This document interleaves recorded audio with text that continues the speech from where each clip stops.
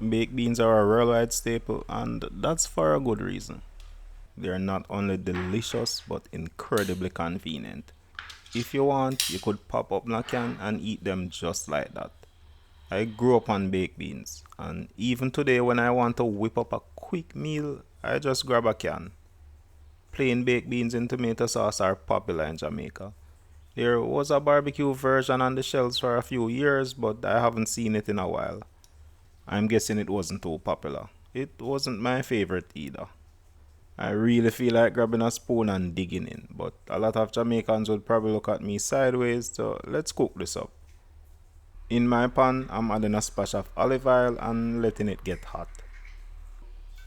Next, a couple cloves of chopped garlic, half a sliced onion, a stalk of chopped scallion. Let that saute until fragrant. That's about 2 tablespoons of diced tomato. Cook that off until the tomato starts to break down. Next up, I have 4 ounces of prepared saltfish.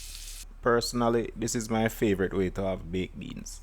That extra bit of protein makes the dish more substantial, but just as important, it adds a lot of savory flavor. To prepare your saltfish, you have a couple of options. First, rinse off the excess salt. Then soak it in water for a couple of hours or overnight to remove the remaining salt.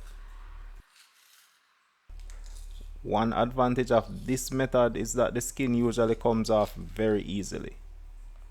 You can also simmer the saltfish in water for about 15 minutes after rinsing. Then remove the skin, fins and bones and flake it to get your prepared saltfish. Once I add the saltfish to the aromatics, I'm going to let it saute for a minute so it can absorb all of those flavors. Next up, I have a quarter cup of tomato ketchup. That's going to add a little extra acidity and body to the dish. A lot of you pointed out that tomato ketchup is much sweeter in some places, especially in America. So keep that in mind and adjust to taste. That smells great. It's all coming together really well. So now I'm going in with a can of baked beans.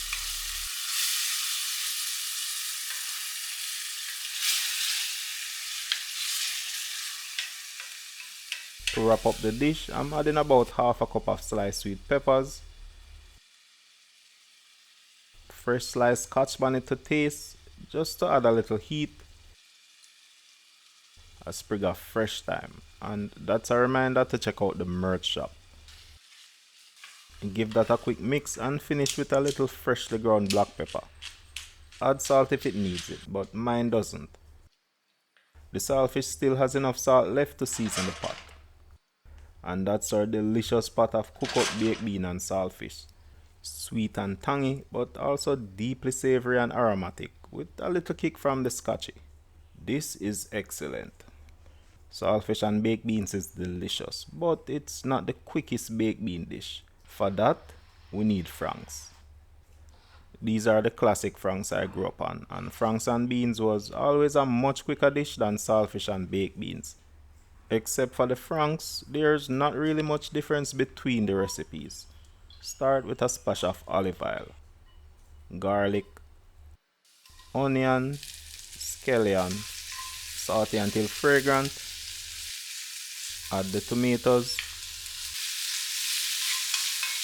cook those down, then add the sliced franks. Let the franks saute for a couple minutes to develop some flavor. Next up, a quarter cup of tomato ketchup. Once that comes together, we can go ahead and add a can of baked beans. Finish with bell pepper, hot pepper, and fresh thyme, because dry thyme is a scam. If the sauce is too thick, add a little water to thin it out. Finish with black pepper and a bit of salt if it needs it. And that is it. This was my go-to for a super quick Saturday morning breakfast. Saturday was often the day when food in the house was running a little low, so I would stop by the corner shop and pick up a quarter pound of franks along with a can of baked beans. It was an easy and affordable way to get a hot breakfast on the table. Quick, easy, and delicious. But there is one problem. A lot of local franks use synthetic dyes to give them that bright red color. These dyes have been linked to a number of health concerns, and some have even faced restrictions in certain countries, so I generally prefer to avoid them when possible. The challenge is that a lot of people have a preference for that traditional red color and naturally gravitate towards those brands. Fortunately, the solution is pretty simple. Choose a higher quality frankfurter or another sausage that you enjoy. This is some chorizo I had in the freezer, but any sausage you enjoy will work great here. Chorizo usually contains a good amount of fat, so we're going to render that out and use it to saute our aromatics instead of adding extra oil. Other than that, the rest of the recipe is basically identical to the previous version.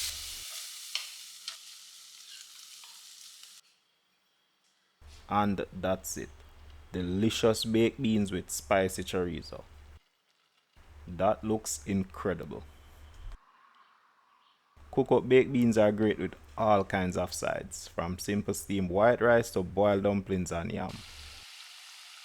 But my absolute favorite way to enjoy them is with some fluffy fried dumplings. Make a couple of your dumplings nice and flat like this, and you can slice them open and turn them into a sandwich with whatever else is on your plate. That's some sauteed callaloo on the side. I'll leave all of the recipe links in the description. The sweet tangy baked beans, the savory saltfish, and that fluffy fried dumpling are a combination that never gets old. Yes man, that is it right there. And that's the beauty of baked beans. On their own, they're convenient and tasty. But with just a little effort, you can turn a simple can into a proper meal that's more filling, more flavorful, and a lot more satisfying. Whether it's saltfish, franks, or your favorite sausage, a few simple additions can take baked beans to the next level. I'm Nick, and this has been delicious.